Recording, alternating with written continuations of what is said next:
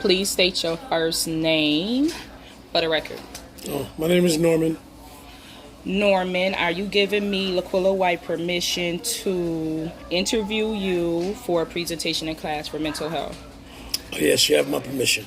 Okay, so my presentation is addressing the needs of individuals with mental illness. So I just wanted to get your feedback about mental health services involved with individuals who are incarcerated. So my first question to you will be, how long have you been incarcerated recently? Recently I was incarcerated for 6 months. I've done a lot of time prior to that, but my most recent incarceration was 6 months. And in the 6 months that you were incarcerated, did you already have a mental health diagnosis? Yes, I did. And could you briefly tell me what you have been diagnosed with?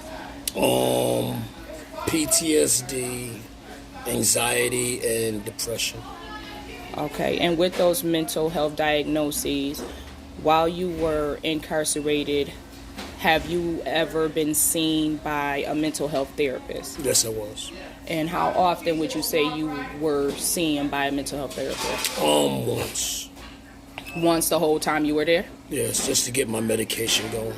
And during that time that you was there in 6 months, did you receive the proper medication that you needed? I did. Did you feel like they helped? Um, somewhat. You know, I'm just going through a lot, so I couldn't tell. I really needed more than just the meds, and I wasn't really receiving that. Now, addressing your needs, did you feel like the mental health therapist was addressing your mental health needs? No, I didn't. Just give me some meds and on to the next person. I really didn't feel like she was addressing me or my needs. Was there any follow-up after you taking the medication? No.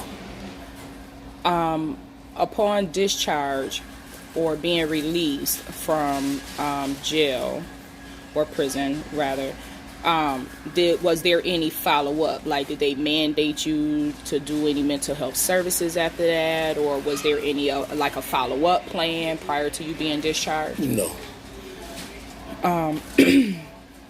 Okay. Now, as far as receiving mental health services, being incarcerated, what are some of the things you would say that was helpful having a mental health therapist, and some of the things that was not helpful having a mental health therapist while being incarcerated? I don't believe that I had a mental health therapist. Like I said, I don't know what it was, nurse's aide, a doctor, or whatever that saw me the one time and hooked me up with my meds. But I would have benefited from having a mental health therapist, someone that I could talk to when I didn't trust other inmates or the officer to talk to. Somebody that's a professional in that field would have sufficed as far as me having someone I could talk to when I was feeling down or depressed. And I was feeling that way a lot when I was incarcerated, and I have no way to let it out or get it out. There was nobody to talk to. So it would have benefited to have a therapist that I could see like maybe once every 2 weeks, once a week, once a month, something like that. That's mental health therapy to me, not just giving somebody some meds and telling them they'll be okay. So. And what are some of the changes that you would like to see within the judicial system as far as assisting individuals with a mental health with a mental health illness while being incarcerated? Need more compassion and concern, and if we get those elements involved, there'll probably be more therapy and more monitoring the behavior and addressing the needs. Well, why you think there is not a lot of mental health issues being addressed while being incarcerated? Well, my biggest thing is I think it has to do with the budget.